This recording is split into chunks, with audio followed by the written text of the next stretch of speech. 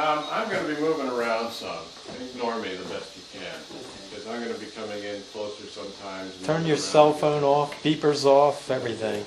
My cell phone's out there, so hopefully it won't ring. Okay, my beeper's off, my phone's off. Everybody ready? Yep. Roll tape.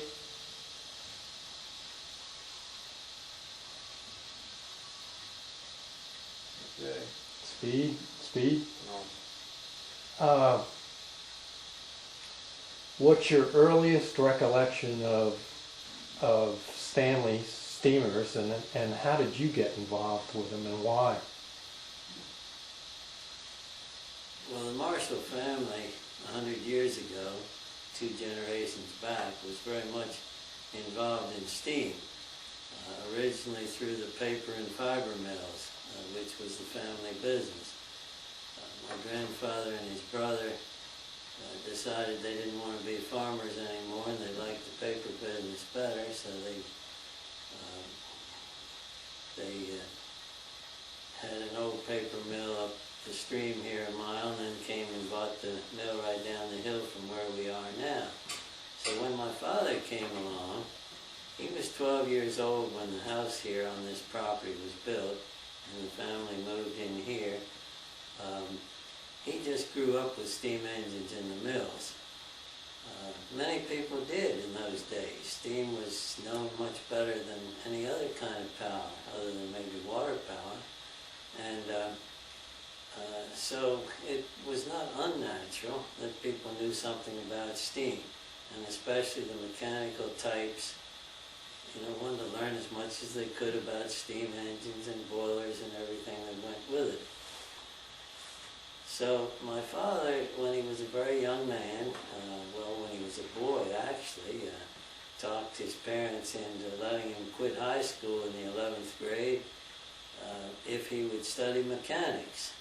So he did through, I guess, international correspondence schools and so forth. I still have some of those old books.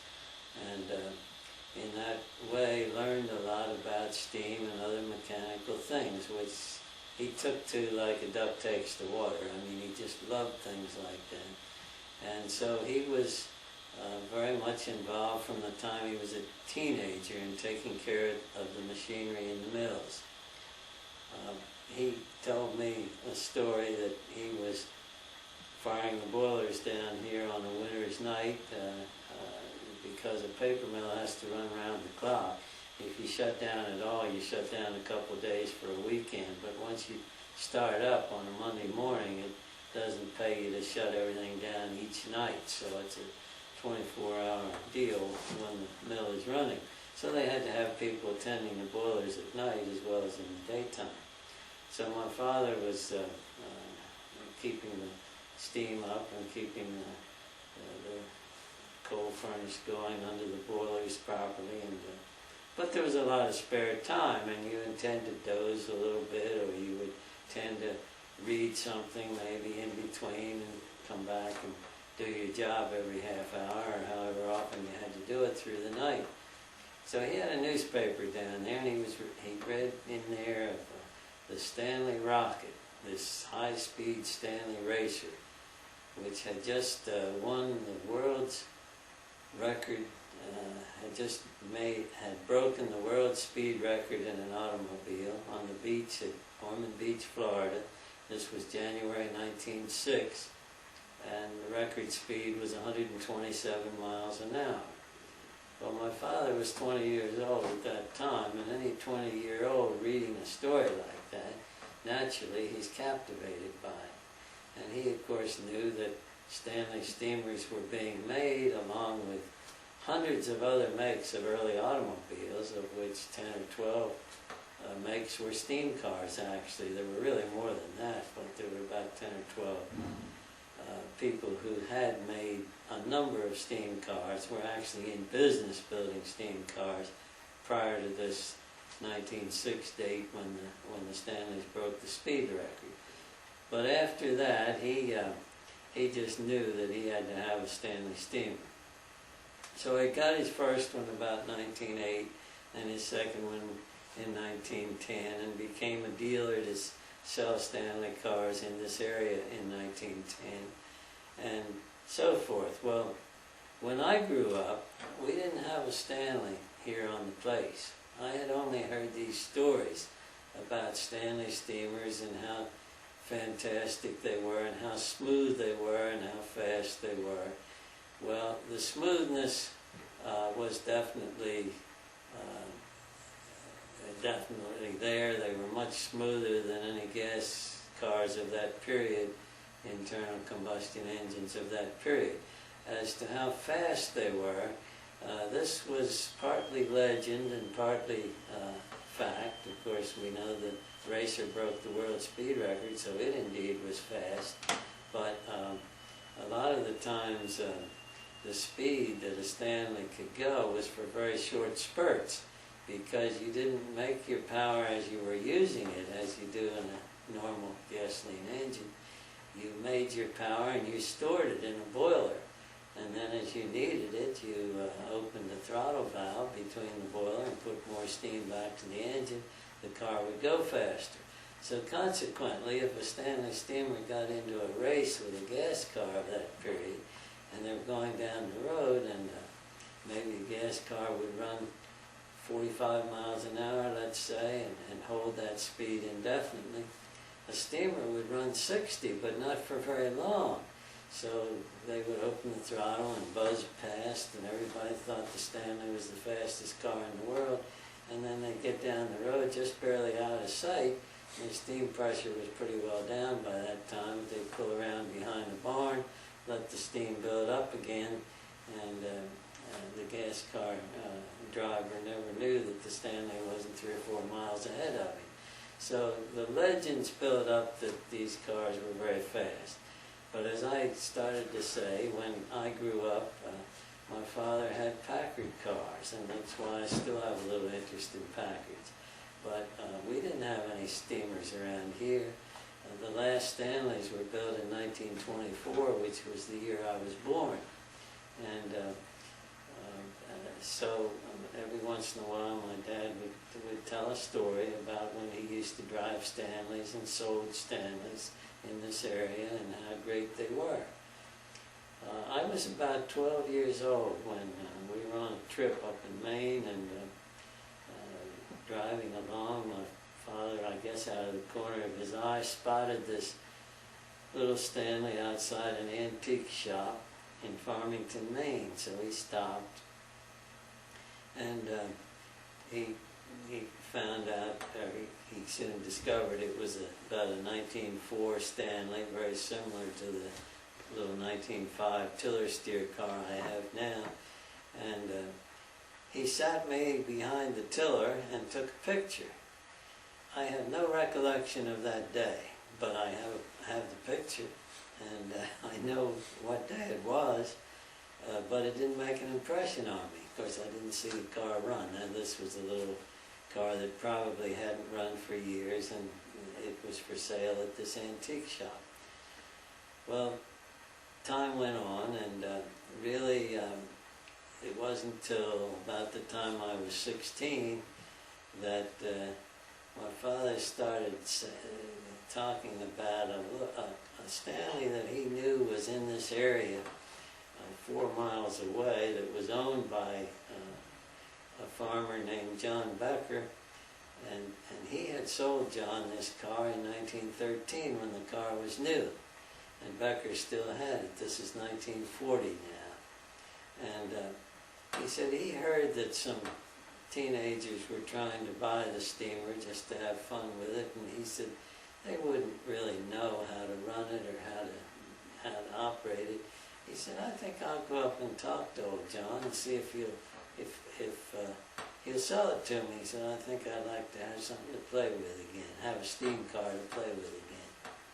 So he did. He went up and talked to Mr. Becker, and in those days, I mean, prices today are one thing, and it was an entirely different ball game back in those years, especially with, there was really nothing that was authenticated as an antique car, but there were a lot of old cars. And Model T Fords in those days were going from anywhere from $5 to $25 a piece. Buy an old car for $5, yes, you Now these were cars that were about 15 years old at that time, and passé. I mean, more modern cars had come along. Nobody really wanted a Model T, weren't very fast. And so this is why they were so cheap. And anyway, John Becker won $150 for this Stanley. My father thought, that is a terrible price. And he thought it was maybe worth 50 because he thought it would be worth a little more than a Model T Ford. But 150, he didn't know about that. But anyway, it wasn't long before he bought the car and had to pay $150 to get it. Well, I think when he got it home, he really was in second heaven. Everything came back to him. He hadn't had a Stanley for 20 years, but you know, he had always loved steam, loved maintaining the steam engines, loved driving the Stanleys during the 10 years or so that he had owned them. And so he was in his glory working on this car. It wasn't very long till he had it running again. It hadn't run since 1919, but Mr. Becker had kept it in a garage all those years, and it was, today we would call it a beautiful unrestored car. We don't find them like that now, but all complete. Well, we had to go to the inspection lane to get the car inspected. And I wanted to go with my father. Well, of course, I was in school, and so he agreed to go on a Saturday morning. The inspection lanes were open Saturday mornings in those days. So the day was set, and I went in with him to the inspection lane. He drove, of course. I didn't know how to drive a Stanley. And so I got the car inspected. We came out home. Again, we didn't have any particular trouble, and but it was a new experience. And so that was my very first experience, I think, in riding in a Stanley Steamer, 1940. I still have that car. We've probably driven it 60,000 miles since, perhaps, and it's still one of my favorite cars down in the museum. Hang on just a minute. Okay.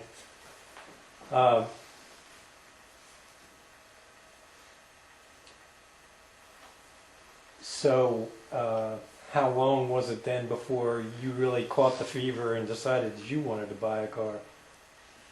Well, I was still in high school. I was 16, as I said at the time, and a year or two after that, when we had our junior prom or senior prom or some kind of an affair dancing at school, I wanted to know if my father would let me drive the Stanley in there.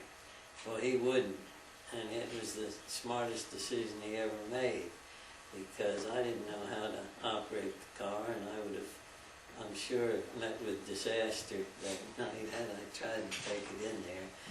So, no, I hadn't driven a car, and then World War II came along, and that changed their lives a little bit, and I was away for about 4 years, and but I was home on leave from the service one time in 1943, and my grandmother, my maternal grandmother, lived 30 miles south of here in Middletown, Delaware. So we went down to see her, but my father, by that time, had bought 2 more Stanleys, and the one that he used mostly during World War II was a 1922 model. I still own it, but it's not down here right now. It's being reupholstered at an upholstery shop. But my father used that car almost on a daily basis during World War II because he could get kerosene. The gasoline was strictly rationed, and you had a limited number of miles you could drive, not very many really, with a normal automobile, unless you had worked in a defense factory or something where you could get an extra ration of gasoline.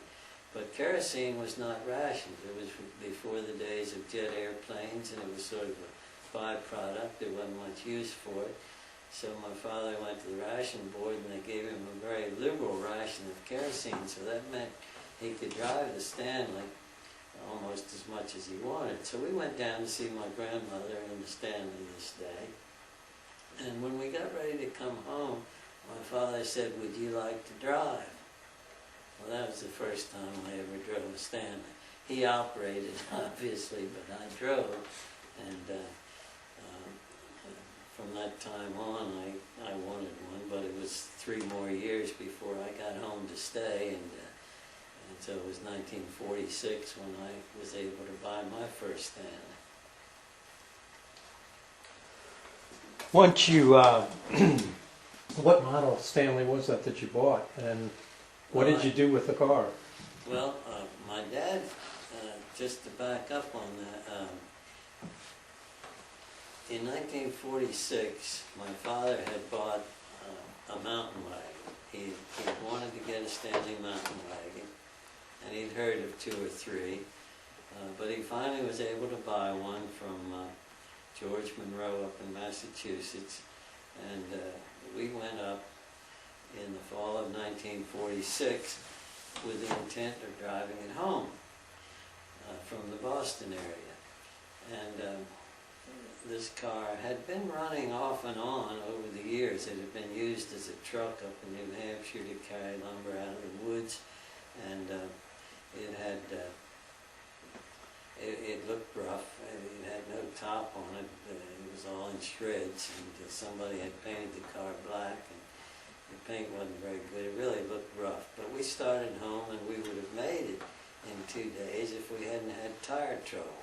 And we started to blow out tires the second day, and after we blew out 2, we had no more spares, and we had to lay the car up and come home and try to find some better tires or wheels for the car. Well, anyway, on this trip, my father, I was after him. I said, "Dad, I want to buy a Stanley for myself." My father, by this time, owned 5 or 6, I guess, or 8 maybe. And he said, "Well, we better go see Donald Randall." He lived up in that area, and he kind of dealt in used Stanleys, believe it or not. He knew where a lot of them were, in barns and places, mostly in northern New England, Maine, New Hampshire, up that way. And so we did, and Mr. Randall had this 1914 10 horsepower, that's the smallest of the 3 sizes of Stanley steamers, had it for sale, and it was a nice original car, but the reason it was for sale was that he had no burner for it. It turned out, I didn't know it at the time, but it turned out that he and his wife had owned this car during World War II, and she had driven it almost on a daily basis during World War II. Like my father, I suppose, with a kerosene ration.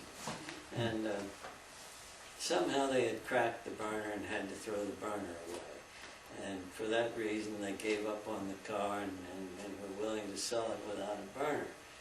So anyway, I made a deal to buy the car, and he wanted $500 for it. Notice from 1940 to 46, it gone from 150 to 500 for a car in roughly the same condition. But anyway, I tried to buy it for $400, and I tell people now, I don't remember where we settled in between the 4 and the 5. Maybe I had to pay 5. I just don't remember. But we decided to go back in a couple of months after we got the mountain wagon home, did some other things, and make another trip up there and take a burner with us for the car and then try to drive it home.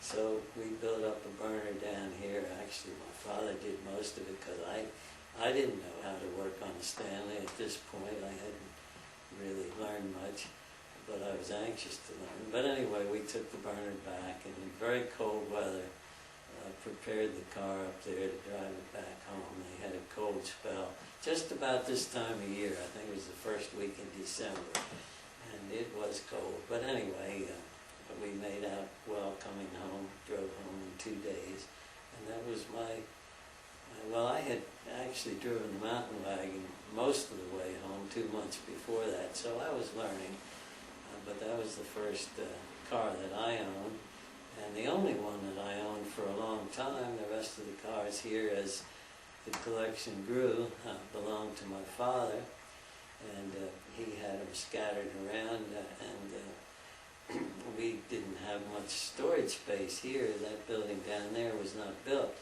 But in 1947, he built the building below and then had plenty of room for all these cars he was collecting. In later years, I bought a few, but most of the cars down there now were my father's cars. Well, what happened to that first car that you bought? Did you do any restoration work on it? Well, I used it about 2 years without repainting it. The leather in it was excellent. The top was acceptable and usable. It didn't look quite as nice as the new top, but it was all right. And we did some work to it, and I say we because my father helped me along with it, not knowing much about a steamer at that point. I think we probably put in a newly retubed boiler. I'm pretty sure we did. As I said, we built a new burner for it before we went to get it and drive it home. And the engine was all right. Later it was changed, but I used it a long time the way it was. And then about 1949, I guess I decided to repaint it, and did that at that time. And it still has the 1949 paint on it. I used that car a lot the first years that I owned it, because after all, it was mine. I didn't have to ask somebody else if I could use their car. And I think I drove it, I don't know, maybe I drove it 10,000 miles in the next 6 years or something after that. You're saying that the car's still down there now? Yes, it's down there. It's light blue with red wheels. It's a 1914, the only 14 that I had. Now, you mentioned the need for speed when you were young. You got any interesting stories about this first car of yours that... Well, we used to, as I said, there was hardly any antique car hobby when we were first in it. And although the Antique Automobile Club had been established in Philadelphia in 1935, and within 3 or 4 years after that, there were a couple other national clubs established. But my father didn't know anything about the Antique Automobile Club until perhaps a year after he had bought the first Stanley in 1940. And then through Hyde Ballard, who was an early member of the club, and other people, my father got to know there was a club and started to go to their meets in the Philadelphia area, and soon became very active in that group. But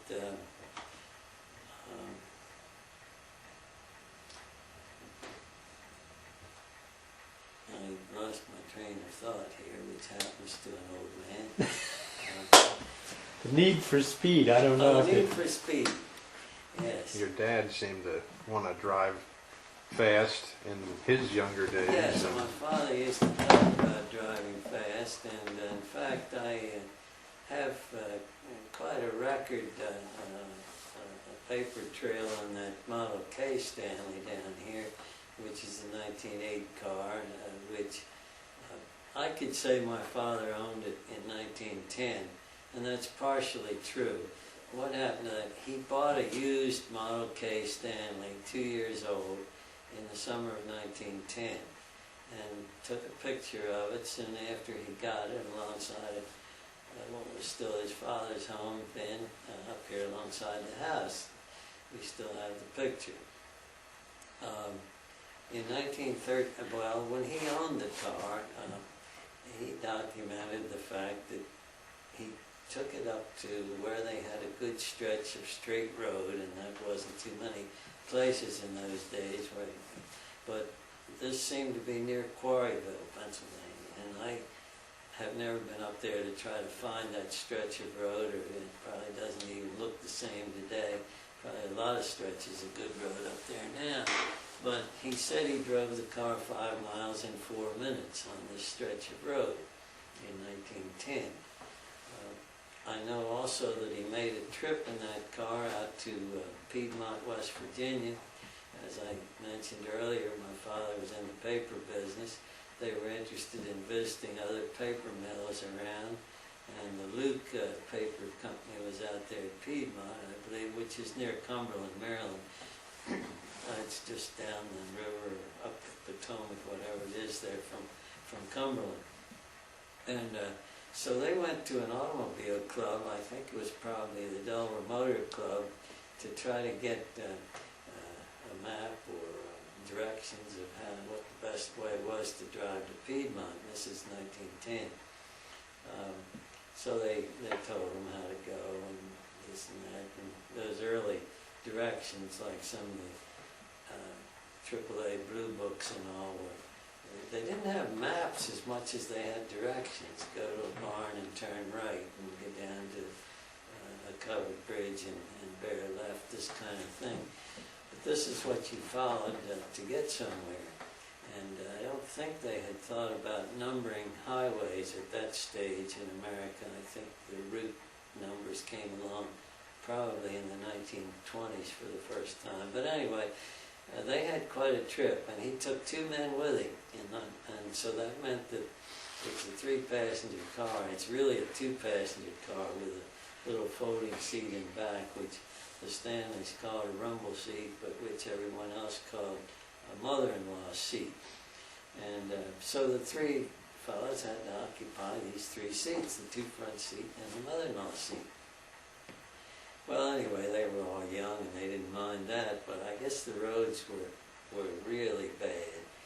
And they started home, they probably did this over a weekend, maybe a long weekend, but they started home, and my father broke a wrist pin or a connecting rod or something on one side of the engine. Well, Stanley only has 2 cylinders, so you break one side, you've only got 1 cylinder left, half of it. And so being ingenious, as early people were, and people who had always worked with steam, they had to figure out some way to get home. So they, I know this gets technical, and I don't mean to get technical, but I just wanted to explain it was such an unusual trip. They blocked off one side of the engine, came home on the 1 cylinder on the other side, and got home. Today we wouldn't be that resourceful to be able to do that. We'd go get our trailer. But those are the 2 experiences I remember from 1910 that my father told. Well, there was also a trip to Dover and back, which was sponsored by one of the automobile clubs, a race, if you will, under certain regulations, and a number of automobiles entered, and I guess Dad had the only steamer, and he always told me he won the race, but he didn't get the trophy because they kind of decided steam cars, they didn't really intend for steam cars to go or something. But that was kind of typical in those days.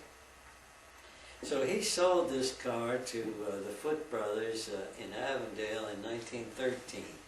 And they were bachelor machinists up there. They had a machine shop, which, as I understand, was always cluttered up. I was never in their shop, so I can't say from first-hand knowledge.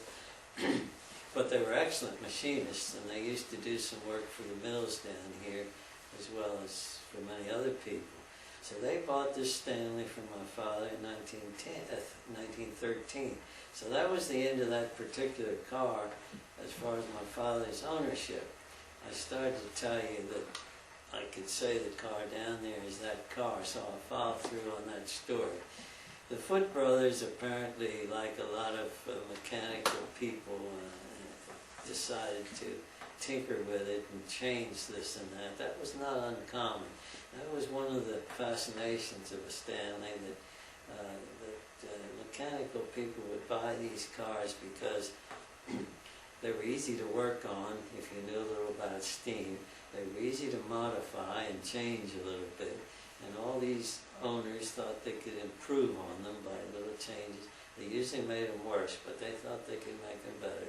And the Footes were no exception to that. So they took the car apart eventually. I don't know how much they ever used it, and and the parts got all thrown back in the corner of their shop in a heap, I guess. And other stuff over the years got piled on top of all these Stanley parts. Well, Hyde Ballard, whom I mentioned earlier, was an early pioneer in the antique auto hobby and one of the early members of the Antique Auto Club, although he was not a charter member. Hyde and my father used to compare notes on Packards and steamers because Hyde Ballard was a young patent attorney at that time, but his love was steam cars and Packard cars. And he also had a Mercer Raceabout, which was a pretty nice car. But anyway, Hyde's in-laws owned a place down in the country here, about 10 miles below us, and Hyde's office was in Philadelphia, so he would come through here frequently and stop in to see my father, and they would talk about various things, and in the conversation came up that the Foote brothers might still have parts to this Model K Stanley. Why don't we go up there and find out? Now this is 1945. The war is just winding down and just about over. So they went up and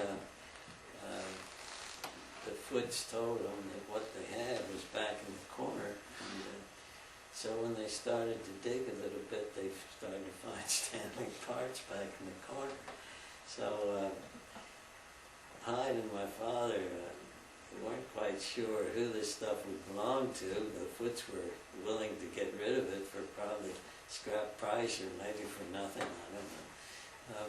But anyway, my dad said, well, I have some cars that are going to be a lot easier to restore than this is, and I don't believe I'm really interested in doing anything now.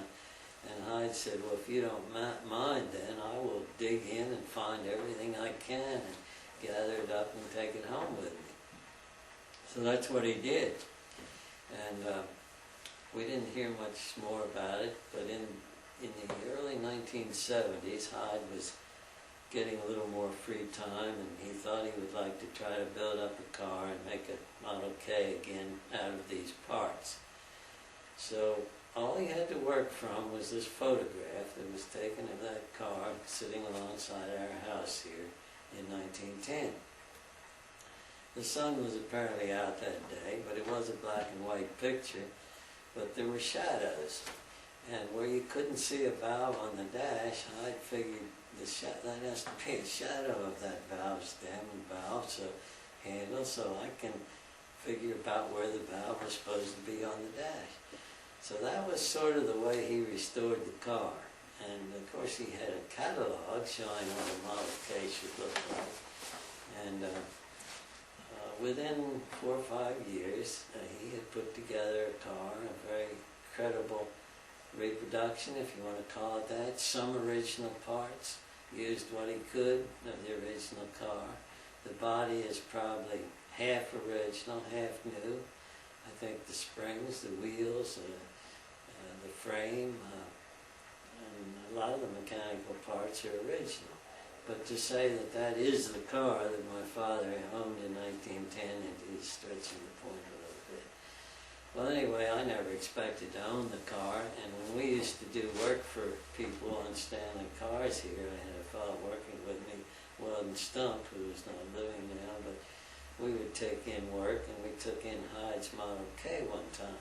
Hyde did a nice job of making it look like a K, but he didn't want to spend much money to make it run real well. He wouldn't put a new boiler in it, and he wouldn't really have any engine work done and things like that. So he sent it down here one time for Stump and me to us to see if we would make it run a little better for him. So we had worked on the car, and we knew exactly the condition of the car. So quite a few years after that, well, a few years after that, Stump said to me, did you ever say to Hyde that if he ever wanted to sell that car, you might be interested in it? And I said, no, I never said that to him because I don't know that I am interested in it. Well, he said, you know, you just might want to think about that. Well, out of a blue sky, Hyde got in touch with me, and I never did say anything to him, but he got in touch with me and he said, I'm going to have to sell the Model K. My wife and I are going into a retirement facility and I've got to get rid of most of my cars. And I want to give you first chance at it. I can't tell you today whether that was out of a clear sky or whether Stump had put a bug in his ear. Please contact Tom if you ever want to sell it. I don't know. But anyway, I thought, well, at least I'm going to think about it. And I really didn't want to buy more cars and have more that I had to take care of. I thought I had enough already. And yet it did have some sentimental attachment since at least part of it had been the car my father had owned. So we came to terms and I bought the car and got it back here in 1986. So it is a special car. I haven't run it very much because at my age I don't enjoy a car without a windshield that much. And it's pretty fast, but I'm not very fast anymore. And so I don't suppose I've driven the car more than 400 miles, 500 miles perhaps. I did quite a bit of work on it after I got it, and but basically Hyde built it the way you see it now, and it's a pretty nice reproduction. And some people consider that it's an original car because it's not a completely built up car. It does have a lot of original parts and even original body parts in it. So essentially, other than that car, most of the cars that you have really are original cars. Yeah, some of them are very original. I expect the car right here in the shop now is the least original in some respects because it's the car that I've driven over the years on many of the long tours cross country and what have you. And we modified that car quite a bit to make it more practical to drive on longer distances. But the main change was putting a steel frame under a car that's supposed to have a wood frame. And it did have a wood frame until 1976, I guess, 75 or 76, we put the steel frame under it. You bring up another interesting point, and that is the amount of miles that you've driven a Stanley steamer. How many miles do you think that is? And I guess of all the people that have driven Stanleys, where do you rank yourself as far as the miles driven and the experience of? Well, I think I've driven a Stanley about 200,000 miles. I never kept any record, and that may be high.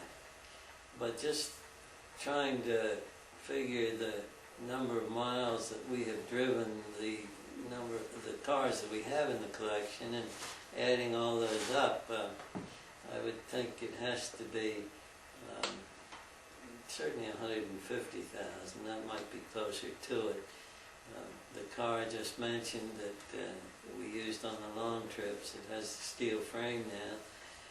I think we've driven it 70,000 maybe, which is maybe half of what I've driven altogether. But the first one my father got, which I also mentioned, maybe we may have run it 60,000 miles or something. So those would be the two that have been driven the most. And where do I rank? I know that Brent Campbell, a man who's now 55 years old, whose grandfather had a steamer and even worked for, well, I don't think he worked for the Stanley Company when they were building Stanleys, but he worked for Fred Marriott, who had a garage to repair Stanleys a block from the Stanley factory. And Fred was the racing car driver who was broken up in 1907 in that bad wreck in Florida. But Fred, in his later years, had this garage, and George Monroe, who was the same man that my father bought the mountain wagon from in 1946. George worked for Fred Marriott, and George's grandson lived with his grandfather when he was just a little tiny guy and grew up with his grandfather, and his grandfather was running this 1913 10-horse Stanley, which was his car, and this boy's name was Brent Campbell. Well, Brent became very successful as a salesman and later owning his own business. Was Business Machines, and was able to sell his company at a nice profit and has plenty of money now. So Brent has several very nice Stanley cars. He has about 6 or 8, I guess, but they're top-notch cars. And he has surpassed me many years ago in the number of miles that he's driven a Stanley. I think you could double what I've driven, and it may be fairly close to what Brent has driven. But the two of us, I think, are way more than anybody else, living or dead. So the original Stanley twins then don't rank high on that list. No, they don't, because when you think of the roads they had in those days, they couldn't really make long trips in Stanleys. They made a name for themselves. They used them on an everyday basis. But how much mile would they, if they drove 10,000 miles a year, it would have been a lot. And how long did they do this? 10 years probably at the very most in Stanley. Now I can go in about 5 different directions here. Obviously, some point in time we're going to want to talk. We've talked about 1909 and so on, and I think people need to get an idea of the era that Stanley's occurred in. That's one direction we could go. I've lost it. Well, you have to kind of put yourself in the world in which automobiles began. I mean, before there were any cars, the railroad was the only way to get anywhere in this country in any short time at all.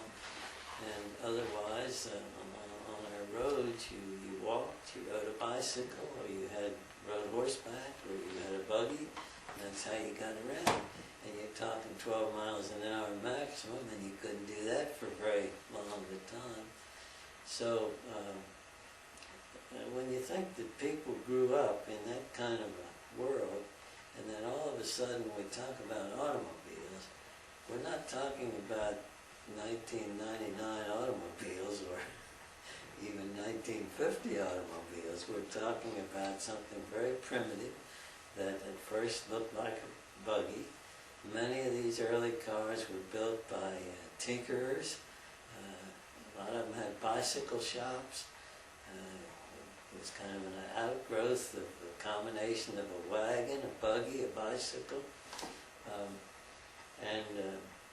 The internal combustion engine, which of course turned out to be our salvation in automobiles, was a very new thing in the 1890s. So these tinkerers, as I would call them, Henry Ford, the best known of that group, but there were many like him who were trying to build something that would be practical to run on the roads that they had in those days. Quite a few of them were steam people. In fact, Henry Ford built a steam car. Soon decided it wasn't going to hack it for the long pull. We got the light bouncing off that mirror, and it's getting worse and worse and worse. I don't know how much contrast problem it's creating. Yeah. Really. Can I get you just to move this way? That's it. Okay. That better? Yeah. Where are we at with that? While we're lamp? yeah. Is that good anymore or not? Well, we've established that it's in there. We need to turn it on. I know, but now that it's moved, I'm wondering, do we need to reposition the lamp a little bit? Yeah. Hey, Tom, why don't you just sit back the way you were and we'll hook the lamp up as best we can. Keep that thought in your mind. You started talking about Henry Ford and the fact that he. Yeah, in the very first automobile. Yeah. Because I want to continue with that. Just try switching it on and off for Chuck to see if it's doing anything. Yeah, it does. It's helping the coat, if nothing else. Yeah, it I mean, shows It's good. lights not up as the many center. shadows. Yeah, talk a little bit more about, I never realized that Henry Ford was ever involved in the steam car, so I'll continue on with that line of thought. Henry Ford built a steamer, my guess is about 1896, probably, before he'd gotten very far in experimenting with automobiles. Then he considered whether an electric car would be the thing. I think he knew Tom Edison even at that time. He worked for him. He worked for him. He worked for him as a young man. Well, anyway, he had great admiration for Edison, and Edison told him early on, don't fool with electric cars, they have no future. Yet Edison himself fooled with them a little bit and was trying to develop a little bit, but I don't think he was ever serious, and he knew that Ford was going the right direction with internal combustion. Well, I suppose there were 10 times as many people, perhaps, by 1905 anyway, At least. who were building internal combustion engines to those building steamers or electrics. Electrics were probably a poor third, and yet they lasted longer than the steamers did. There were electric cars built till 1941, but they had very limited market. Anyway, it was just not, no, there were, 2,200 makes of American automobiles, and some people say that's low, that there really were more than that. I don't know how many of them were actually built in this period from the very beginning up till 1905, let's say, but my guess is 1,500, maybe not that many, but there were over 100 makes of steam cars in that same period.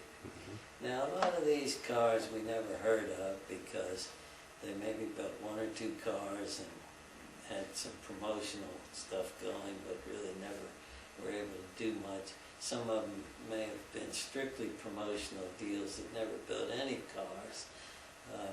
But there were about 10 companies that actually built, I'll say, 100 or more steam cars during that early period. And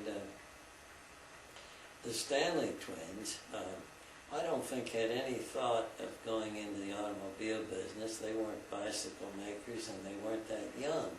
They were 50 years old, and they were very successful dry plate manufacturers, manufacturing photographic dry plates on glass plate negatives at their factory in Watertown, Massachusetts. They had become rich over a period of 10 or 15 years with this dry plate business. They didn't need to make money, but F.E., well, I haven't told you anything about the Stanleys yet, but they were twin brothers who built the Stanley steamers.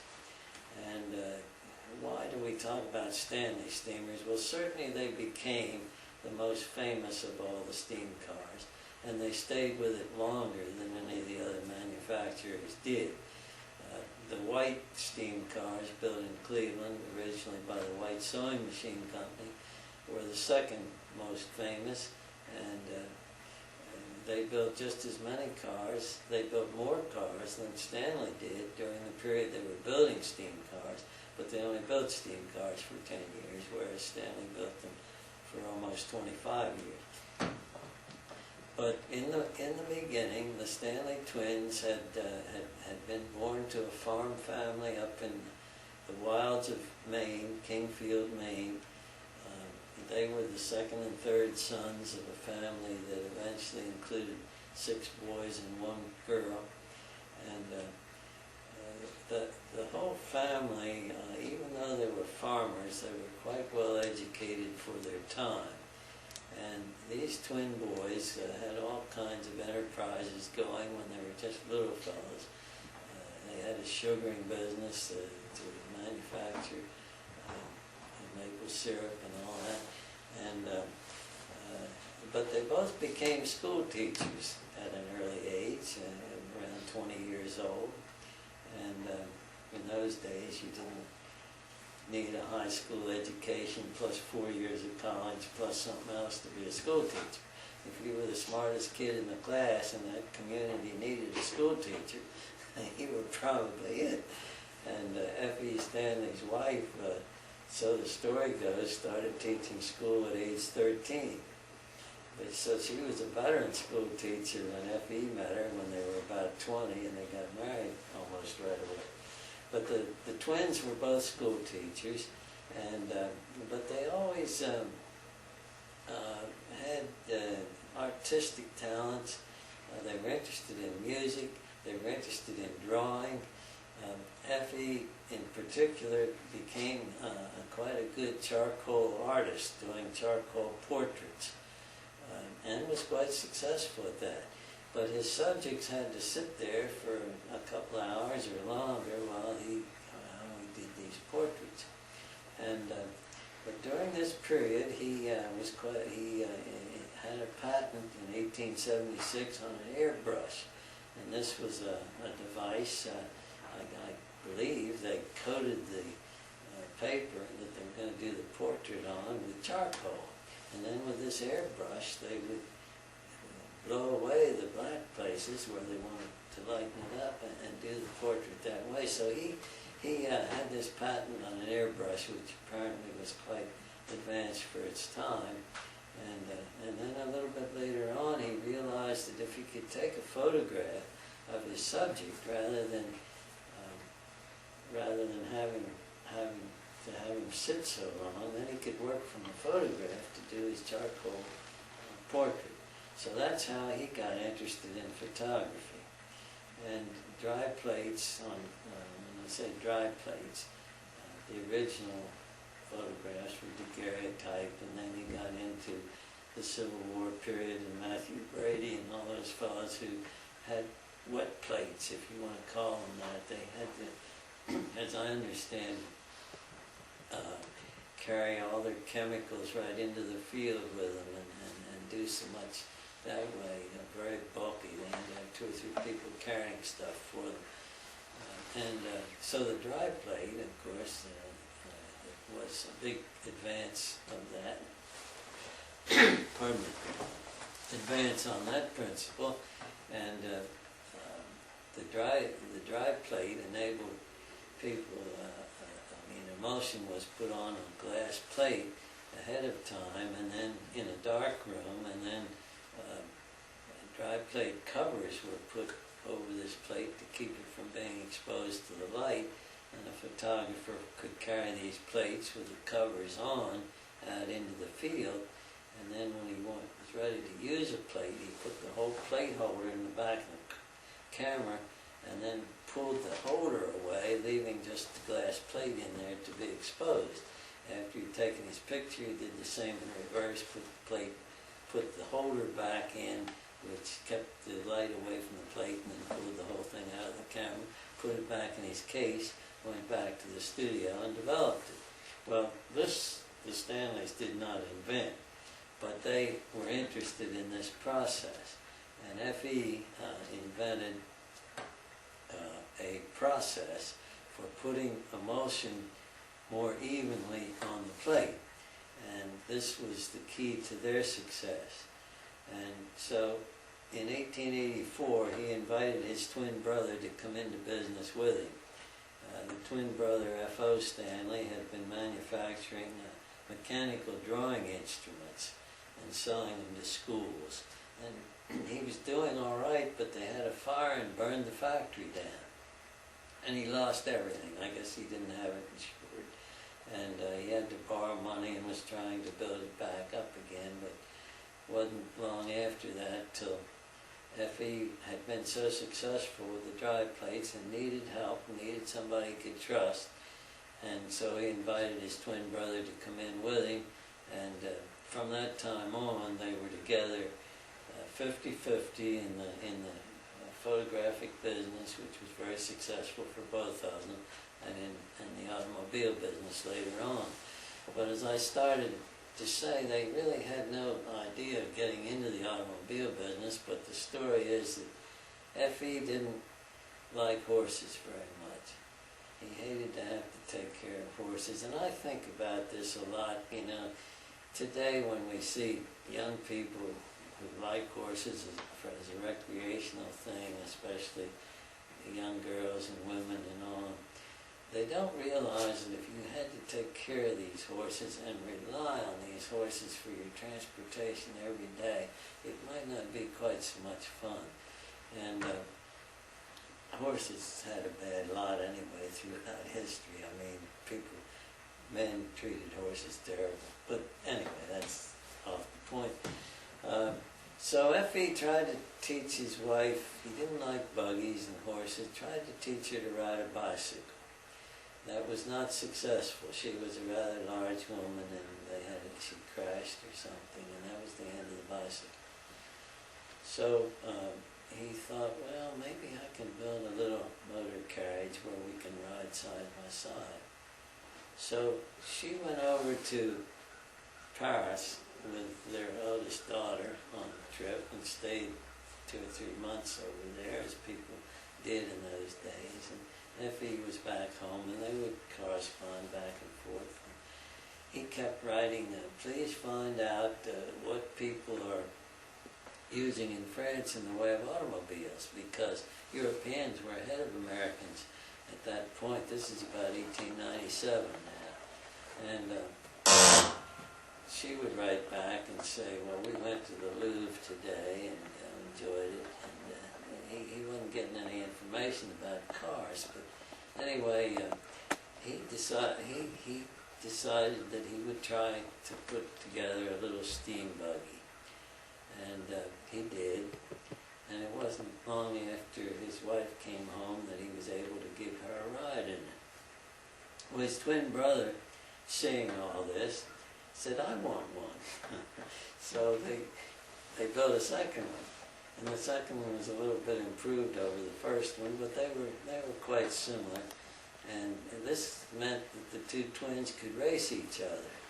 So and since they were identical in appearance, and the cars were practically identical in appearance, why, they would race down the street. And even in those days, in the incorporated towns up there, they had speed limits, and they were probably only about 10 miles an hour, or 15, but anyway, the Stanleys would go considerably faster than that in these little buggy-type things down the street, and the officer of the law would chase after one and wouldn't catch him, he'd stop, and pretty soon the second fellow would go by, and he thought it was the same one, and he was completely confused by all that. But they had a lot of fun as twins, as many twins do, in tricking people. A salesman would come into the office, and one of them would be kind of tired of talking to him, and he'd say, excuse me just a minute. And he'd send his brother in, and he'd go get his lunch. And so they pulled all kinds of tricks like that. The salesman would never know that he wasn't speaking to the same one. Yeah, let's take a break here. We got to change tape and Right. keep those thoughts in your mind. I mean, you're getting hoarse. I'm sure you need a drink of water, probably. Yeah.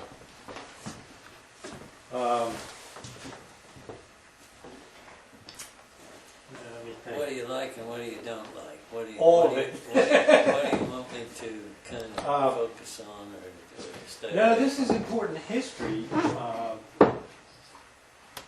Yeah, this is good. I mean, earlier you were kind of talking about your cars and the Yeah. cars in your collection. I think at some point we're going to want to get back to that and Yeah. really go into a little detail on each specific car, but we don't really need to do that right now. We'll also want you to take us, to see the cars at some point, and then we'll be able to have you telling us about the car we're looking at. Right. But all this history stuff, the whole Oh, it's Stanley incredible. history, Oh, the history is really Well, valuable. Well, the- and Alan said earlier before we started, and I haven't maybe done enough on this, I don't quite know how to do it, but where steam cars fit into the overall picture. yeah. I mean, I guess I haven't talked much about how steam cars were different from gas cars, how they might have appealed to people in the early years, and then Yeah, and I it think that wasn't link, too long until gas cars overtook them and Right. became more popular. that link is important, because later on, it's why steam cars didn't continue on, why they died. So establishing that is important. But that's, I think that's a separate train of thought. It I is, think there's so many, there's a Sure. whole bunch of different. I think we should stick with this historical perspective, kind of the trail of the Stanley brothers. Yes. I think that's a good, we're in a good spot right now. The only thing that we need to be aware of is we have to have pictures, you know, to Well, put to all that this sort of is thing. where, you know, this is where we've got them. I mean, they're around between Yeah. the Stanley Museum up in Maine, Mhm. stuff that he has. How many, you have a collection of these dry plates too, don't you? Well, not, yeah, but not with, well, I really don't have a collection of dry plates now. I think But that's they do at That's the, just, I did have. I think we're dealing with the whole car thing more than Well, their yeah. photographic, Yeah. you know, exercise. And but so, the important thing about that is that's where it was all sold to Kodak, and that's how Kodak got off the ground. well, that's, Well, that may it be wasn't how they important, got but off maybe the not No. ground, else. but, I mean, Eastman was going at the same time the Stanleys were. Ah. He wanted the machine the Stanleys had. That's really what he wanted, I think, Yeah, he isn't it? wanted the processor. And that's something that FO basically invented, isn't it? The machine to coat the Well- plates. What's happening here with the light is it's Well, burning you may be out. right. FE had the process, but they could only do 60 That's 60 an hour, right. and then with a machine they could do 60 a minute. That's Yeah, right. that burn on us, So- the hat and bothering your shop. And Not all the time. no. You should- Case now. you should mention FE Freeland Yeah. Edgar and FO Freeland Oscar, because they don't, you know, you and I know who the heck they are, but nobody else they knows who don't, they are. yes. Is everybody ready? Get your train of thought back. Roll tape. Set. Well, it's been wondered why the Stanleys decided to try to build a little steam car rather than internal combustion or electric. And I think the answer to that is that it's 19th century technology adapted to the automobile. I always use that term when I'm talking about Stanley steamers. But so many people knew so much more about steam at the turn of the century than any other type of power. It was not only all the factories and mills of this country, but it was the railroads, the boats. They were all operated by steam. So it seems natural that when you think of an over-the-road vehicle, that first they would think about adapting a steam plant to an automobile, as we later knew it. And the drawback to most steam plants done this way is the weight. Boilers are heavy, steam engines were heavy, and an automobile needed to be light in order to perform at all well, and you couldn't have a little automobile weighing 5 or 6 tons. It just wouldn't be practical. So everybody who thought about building an early steam car had to think about how we're going to build it light enough so we can get over the road with it. And in this particularly, the Stanleys seem to outdistance all their competitors. But they built these 2 little cars which they raced with each other and so forth. And then they heard, and then they, I think, had built a 3rd one. And it was either the 2nd or 3rd one that some other people heard about and had seen about. And of course, word of mouth, somebody saw this car going down the street. Pretty soon, somebody in Boston, a newspaper, one of the Boston papers would be out there to see what he could learn about it and be an article about it. And there was an automobile show held in 1898 in the fall in Mechanics Hall in Boston. That's on Huntington Avenue. And the Stanleys went to it. And I guess it was sort of a closed deal as to who could exhibit there, so they weren't invited to do that. But they went to it and they looked around, and and somebody who had told them about the show and told them to come in and said, well, tomorrow, I think it was the next day, they were going to have some trials with early automobiles over in Charles River Park in Cambridge, right across the river there from Boston. And if the Stanleys would like to bring their little car into that, this fellow said, I'm sure I can work out an invitation for you.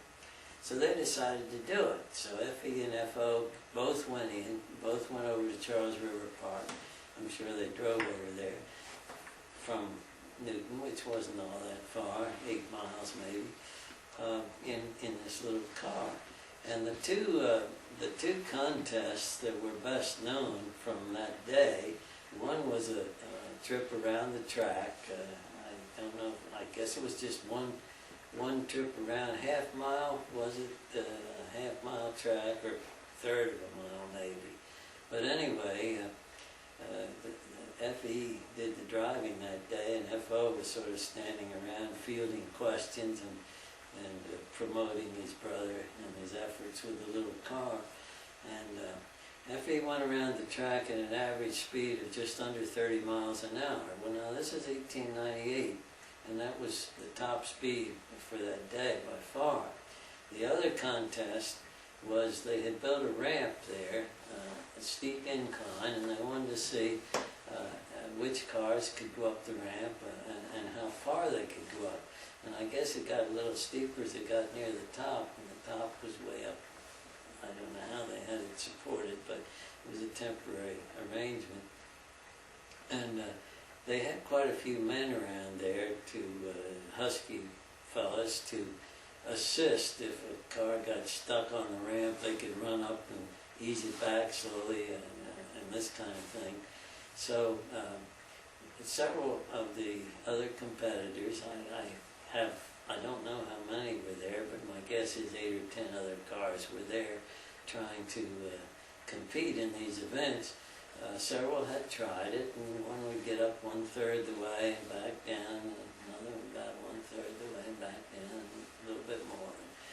And so these men, these husky fellas that were there to help, were all down on the ground. They weren't paying much attention. They didn't have to go up very far to help these other cars down. And FO said to one of them, well, you fellas better get up on that ramp. My brother's gone all the way to the top. Oh, you can't do that. Well, he did do that. He went all the way up. There was nobody up there and now you can't come down. So you had to hold the car with steam, and you can do that in a steam car because of just feeding enough steam to just hold it, in other words, not go forward. And he had to hold it that way until some men got up there to help him back down. So he won that contest hands down. And from that time on, I think they got orders that day to build 10 or 15 or 20 cars, and they hadn't even at that point decided they were going to go in the automobile business. But I guess from all the enthusiasm from that day, they decided, well, maybe we should do it. And so they had their first idea, really, of mass producing an automobile, building 200 cars exactly alike. And in 1898, no one had done that, I don't think. So they, I believe, bought another building and converted part of their dry plate factory to try to build these little cars. But a lot of the components were built by other people.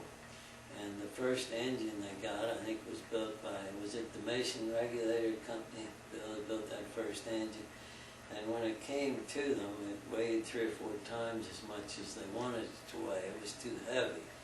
So they redesigned it and built an engine on frame rods, as we call them, so you wouldn't have any heavy, bulky frame for the engine. It was just built on 4 very light large, and the whole engine, I think, weighed about 80 or 90 pounds for those little cars, those first ones.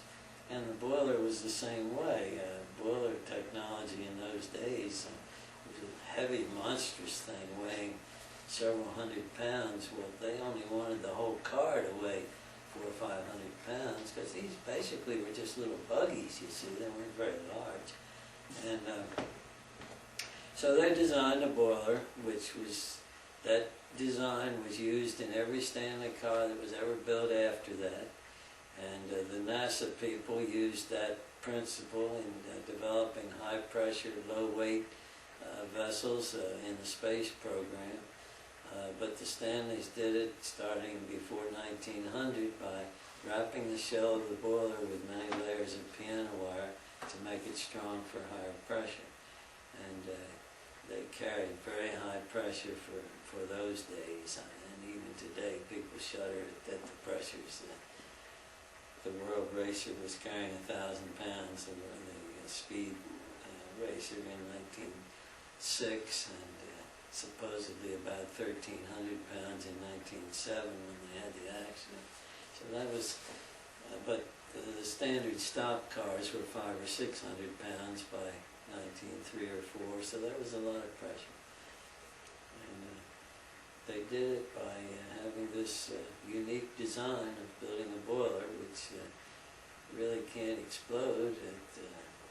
Anything is possible, but it's almost impossible for that design of a boiler to explode. That's a good spot. Yeah. That's a good spot for us to stand for today. You are a wealth, aren't you? You know it. You know I told you I didn't do turn him on. Yeah, that's great. Sit down and turn him on. That's great. Is that to wind me up, I guess? Yeah. And then I can't get stopped. Okay. No, that's... No, it's great. Well, it's nice of you fellas to want to do this. I hope that something worthwhile comes out of it. I think it will. We, obviously we have a long way to go, but if you're willing, we are. Well, it might be a little more interesting when we can, get around the cars and describe the cars a little Oh, yeah. bit. Alan can think about what areas we need to cover at another session, what has been touched on but not properly covered, or what hasn't been touched on yet, and that kind of thing. Yeah. Need to sit down with you too, Bill, and probably. Bill thought I should give the names a little better of FE and FO. I just referred to them that way, which is the way most people did, but to each other they were Frank and Friel. Well, this has sort of been a first attempt to kind of sort out where we really need to go with it. Yeah. So it's been useful just from a research point of view. And we sit here, and I know my wheels are spinning, I'm sure Alan's are, about the direction, how we should really pursue this. So I think we have a lot of useful stuff now. Yeah, and our original intention obviously is to make a short half-hour, whatever, show that we can whet people's appetites with, so we've got to kind of consider that too, in addition to the overall thing, because we've got to You boil this might, down. yeah, you might want to get somebody with a better voice to give an overview of, if you do that kind of a thing. I don't know either. I don't know. I think that we have. Well, Lowell You're the Roberts is authority dead. and the person that, Well, I mean, I think we still have a weak link of bringing the general public of the year 2000 into where we are with Stanley Steamers. I mean, we've got a ways to go to Well, bridge that you know, gap somehow. The truth is, this isn't going to be for the general public. This is going to be for people who are already interested in automobiles in general. And but the general public's still going to be exposed to it if it goes the direction of, History Channel. history, discovery. There you go, yeah, History Channel. That's something to keep in the back of your mind. Yeah, sure. Well, we're going to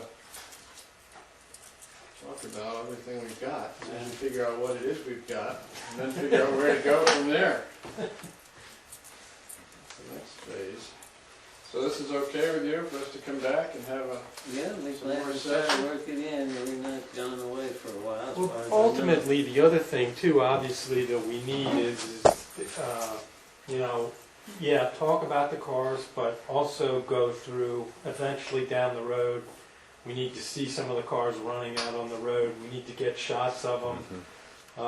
We need to show real quickly how one of these things fired up so Sure. people can see. Right. And basically, the purpose of driving on the road is from the perspective of how quiet the car is, so it's hearing and seeing what steam does, and you know, and so we've got a lot of ground to cover. You might have to wait till warmer weather for some Well, of yeah, that that's too. the thing. Yeah, This for is some this of is it, something that's probably going to progress Mhm. into the springtime Right. to nicer weather for some of the stuff. I would imagine it will. I expect it will. Oh, yeah.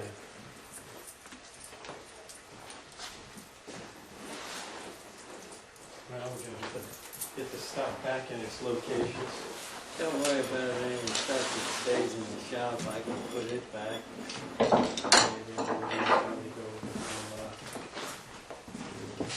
All that important locations. Oh, yeah, Ella, Huh. that big old piece of metal. is- Oh, yeah, we got to get that down.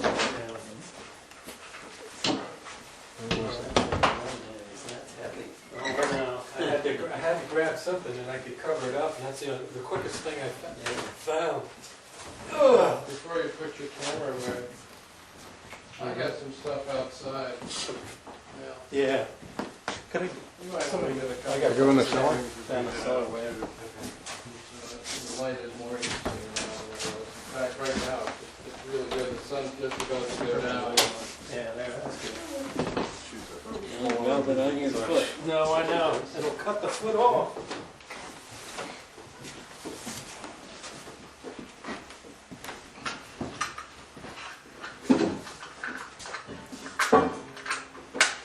Want to kill it? No. He's Tired probably, of, he's hoarse. he hates horses like FE. Oh, yeah, that's Yeah, all right. no, that's fine.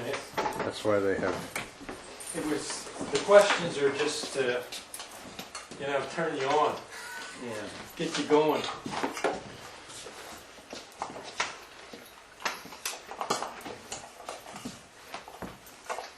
But Oh, okay. they will make prints anytime we want prints How on much was it. the battery? And I have just about a complete set of prints. But unless somebody were to get down there and examine all the plates, I don't know if I have every one. Well, yeah, and I don't know how much of that we're gonna get into, I don't because that digresses from our Oh, story. sure. And I have, you know, we can hold up some of the boxes with the Stanley logo on them that I have down there and exhibit. Right. yeah, Butch bought some of them too. Huh? Butch has some Stanley dry plate boxes with you know, plates that are exposed but with nothing on them in them, so. He may